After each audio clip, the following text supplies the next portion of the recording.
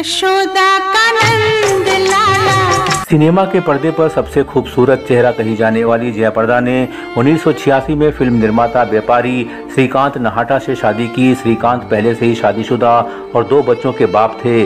श्रीकांत ने अपनी पहली पत्नी चंद्रा को तलाक दिए बिना ही जयाप्रदा से दूसरी शादी की और जयाप्रदा को अपनी दूसरी पत्नी का दर्जा दिया।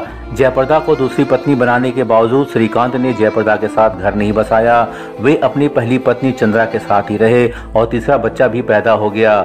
लेकिन जब जयाप्रदा ने श्रीकांत से कहा कि उन्हें भी एक बच्चा चाहिए, मां बनना है, तो श्रीकांत इसके लिए तैयार नहीं हुए, साफ मना कर दिया। कहा कि मैं तुम्हें अपने बच्चे की मां नहीं बना सकता, तुम मेरा बच्चा पैदा नहीं कर सकती हो।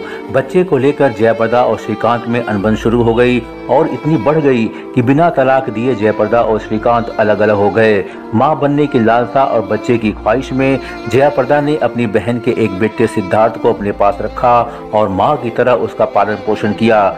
जयाप्रदा ने प्यार से सिद्धार्थ को सिद्धू नाम भी दिया। 2015 में जयाप्रदा ने अपने हैदराबाद वाले घर से बड़े धूमधाम से सिद्धार्थ यानी सिद्धू की शादी की, जिसमें कई विशेष मेहमानों के साथ साथ श्रीदेवी, बोनी कपूर, अमर सिंह, चिरंजीव भी आए थे। सिद्धार्थ का फिल्मी करियर शुरू करने के लिए जयाप्रदा ने अमर सिंह के साथ मिलकर 2016 में एक तमिल फिल्म बनाई, उइरे उइरे।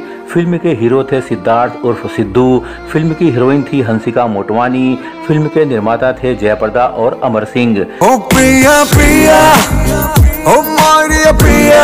अब बात करते हैं जयाप्रदा के दूसरे बेटे के बारे में, जिसे जयाप्रदा ने गोद लिया और हर जगह उनका परिचय अपने बेटे सम्राट के रूप में कराती हैं। असल में सम्राट जयाप्रदा के बड़े भाई राजा बाबू का बेटा है, जिनका इस साल निधन हो गया है। राजा बाबू फिल्म एक्टर और प्रोड्यूसर थे। राजा बाबू ने 1999 में कन्नड़ फिल्म अभिनेत्री विजय लक्ष्मी की बहन उषा देवी से शादी की थी, जिससे साल 2000 में एक बेटा हुआ था। आगे चलकर राजा बाबू और उनकी पत्नी उषा देवी के बीच अनबन शुरू हो गई।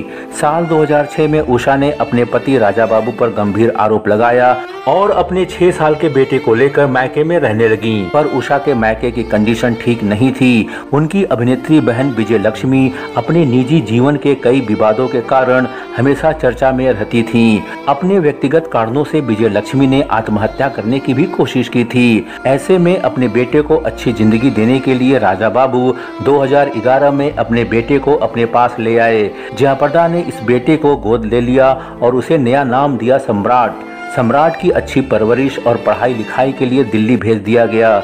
बड़ा होकर सम्राट बहुत ही हैंडसम नौजवान बन गया है और जल्द ही फिल्मी दुनिया में कदम रखने वाला है।